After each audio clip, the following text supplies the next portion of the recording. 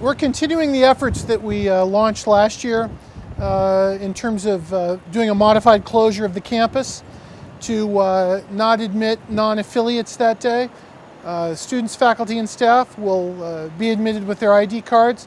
Visitors will be able to come to the campus to get their business done with a special visitor's pass that they can apply for.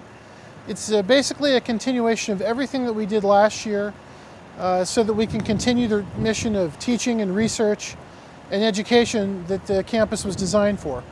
Will Norland Quad be closed this year? The quad will be closed the same as last year. It'll be taped off. There will not be any fish emulsion fertilizer this year. We looked at that and made a determination that it wasn't terribly effective, that it was just created sort of an annoying smell for the campus, but it didn't really keep anybody from coming on to the campus, so we'll discontinue that process. Do you expect there to be, last year there was that emergency injunction filed which the university won. Do you expect there to be an appeal or anything from the ACLU or any groups that oppose the closure? I wouldn't want to speculate on what other groups might do. I can tell you that the court case last year basically said that the university can take the measures it needs to on a limited basis to protect its research and teaching mission, and that's what we did. Whether other groups will respond to that this year legally and in the courts remains to be seen, but we're ready if they do. So in the past there's been concerns about Princeton Review and Playboy rankings, with CU being a party school largely because of this smokeout. Do you think, what kind of message did you send to those publications last year, and what are you continuing to send to them? Well, what we're doing was not designed to send a message to those publications. If a message was sent to them by virtue of what we did, that's fine. The purpose was that this event was getting to be 10 to 12,000 people in the academic heart of the campus, clogging doorways, buildings, restrooms. There was testimony to that effect that was covered in the hearing last year. So our motivation to this was we cannot have this kind of unscheduled, unorganized mob event on the campus and still conduct teaching and research. If a side effect of that is that people realize that the real purpose of the university is research and teaching, that's great, but that wasn't the main purpose that we engaged in trying to shut down 420. So Ryan, I know the news release that went out today talked about ticketing people who trespass onto the campus.